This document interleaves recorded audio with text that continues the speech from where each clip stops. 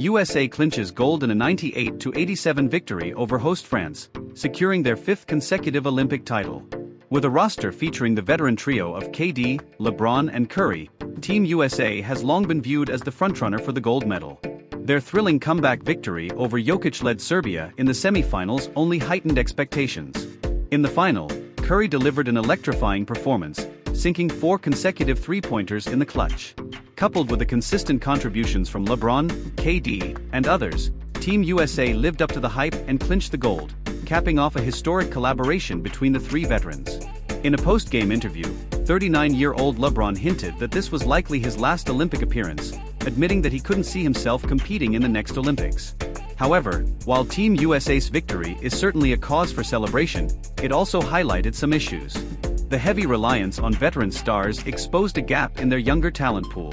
In the coming years, they'll face formidable opponents like Jokic, SGA, Luka, and Wembanyama, who is just entering his prime. Wembanyama even issued a bold statement after the game, saying, "I'm worried for my future opponents in the coming years."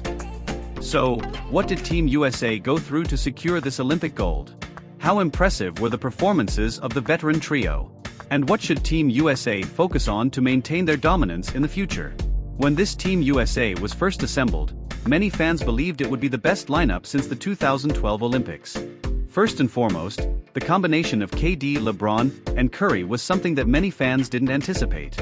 Adding to that, the presence of top-tier mid-generation and rising stars like Edwards, Tatum, Booker and Holiday, along with dominant big men like Embiid, AD, and Adebayo, gave fans a sense of confidence. This team didn't disappoint, ultimately living up to its star-studded roster and going undefeated from the warm-up games through to the final to claim the Olympic gold. However, despite their dominant record, the journey wasn't without its challenges. There were even moments when they were pushed to the brink. Before the warm-up games began, the team faced setbacks with their strongest wing defender, Kawhi Leonard, withdrawing due to injury. KD also suffered an injury during training, causing him to miss all the warm-up games. These unexpected events cast a shadow over Team USA. Sure enough, when the warm-up games started, several issues became apparent. For instance, the lack of a go-to scorer like KD who could break through any defense, and Embiid's initial reluctance to embrace the role of a rim protector, which led to poor team chemistry. The result was that although they remained undefeated in the warm-up games, many of the matches went down to the wire. In one game against South Sudan, Team USA was trailing in the final 10 seconds and only managed to pull off a comeback thanks to 39-year-old LeBron. When the group stage began, KD's return masked some of these problems, allowing Team USA to advance to the quarterfinals with relative ease. However, a new issue emerged during this phase: Curry's shooting slump. Every shooter goes through ups and downs, but Curry's cold streak happened to coincide with the warm-up games and the quarterfinals, which was particularly concerning in a win-or-go-home elimination game. At the same time, Kerr's lineup decisions became a point of controversy. He first benched Tatum, a key player in the NBA Finals, and then relegated Embiid to the bench. Moreover, Kerr shuffled through multiple starting lineups, delaying the establishment of a consistent rotation. With these issues still looming, Team USA faced their toughest challenge in the Olympics: a fully motivated Jokic and a red-hot Serbia. In the semifinals, Serbia built a double-digit lead by halftime, with their largest lead reaching 17 points, and they maintained their advantage until the final few minutes of the game. Thankfully, Curry stepped up, scoring 17 points in a single quarter and finishing with 36 points, including 9 three-pointers, carrying the team's offense on his shoulders. LeBron's steady playmaking, KD's fourth-quarter outburst, and Embiid's clutch shots all contributed to Team USA's late-game comeback, ultimately securing a narrow 4-point victory.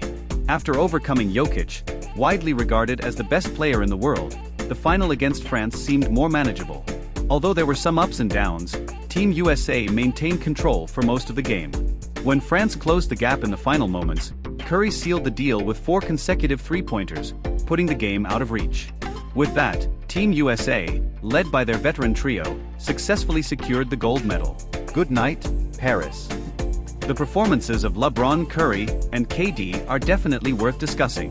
It's evident that superstars are still superstars, and even though they may be past their prime, they each have the ability to single-handedly change the course of a game. LeBron was arguably the most outstanding player on Team USA throughout this Olympics. Averaging 14.2 points, 6.8 rebounds, 8.5 assists, and 1.3 steals in just 24.3 minutes per game, he shot an impressive 66% from the field. LeBron led the team in rebounds, assists, field goal percentage, steals, and minutes played. He also topped the team in advanced metrics like PER and total field goals made. Specifically, LeBron was the best ball handler, transition player, and facilitator for Team USA.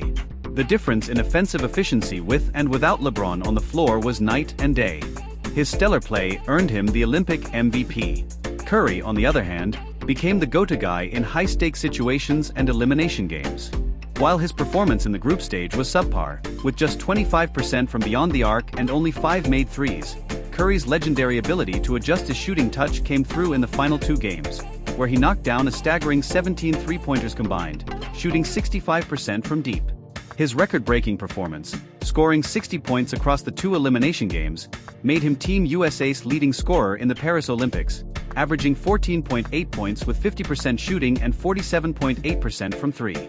Curry's insane back-to-back performances in the semi-finals and finals made him the first player in Olympic history to hit 8+ threes in consecutive games. In short, Curry's contribution can be summed up in one sentence: without Curry, Team USA wouldn't have even had the chance to compete in crunch time against Serbia. Lastly, let's talk about the FIBA GOAT, KD. After clinching the gold in Paris, KD further solidified his status as the best FIBA player ever, with 4 Olympic gold medals to his name, a feat unmatched in history. In terms of individual performance, KD's scoring average was just behind Curry and LeBron, ranking 3rd on the team. He also broke the all-time scoring record for a U.S. men's basketball player in the Olympics. KD once again demonstrated why he is the best defensive player in FIBA. He remains the unstoppable KD we know. Even without participating in any warm-up games, KD came out in his first game with nearly perfect shooting, becoming the leading scorer in that opening match for Team USA. In the following games, KD played with a team-first mentality. Despite his high offensive efficiency, KD unselfishly deferred to Edwards, only taking shots in crucial moments. But when Team USA faced adversity, it was still KD who stepped up to solve the problem. In the final moments of the semifinals, KD's one-on-one play at the top of the key sealed the game. The performances of the veteran trio were nothing short of extraordinary. The 3 oldest players on the team turned out to be the best in the Olympics, a miracle that's hard to believe even when looking back through the history of basketball.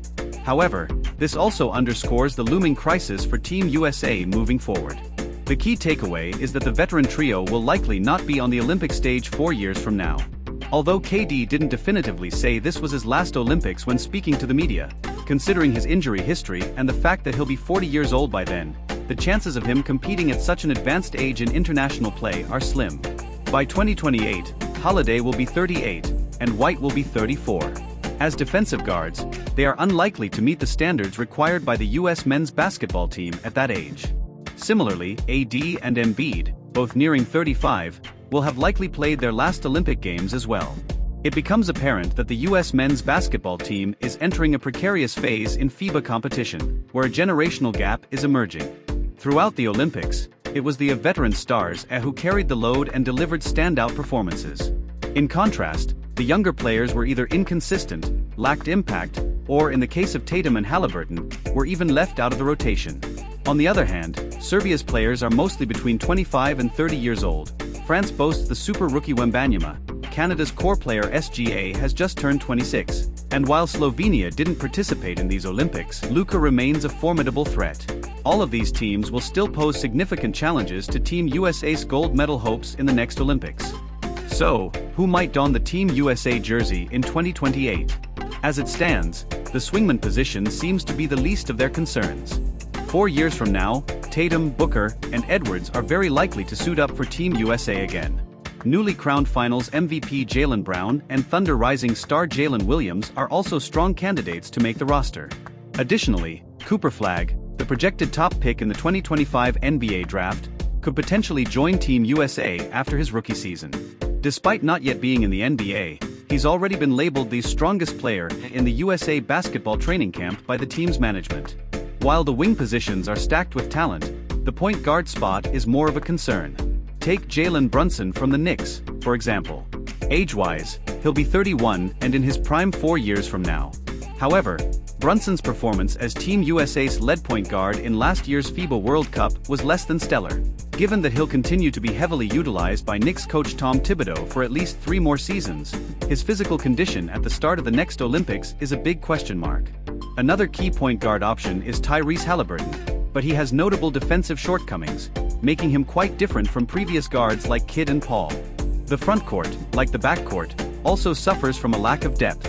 Currently, most of the NBA's top big men are international players. The combination of Banchero and Jackson didn't work well in last year's World Cup, and Zion Williamson, who primarily operates in the paint, might struggle to maximize his impact under FIBA rules. Chet Holmgren from the Thunder seems like a more fitting option for Team USA's frontcourt in the next Olympics. He could potentially pair with Adebayo to protect the paint.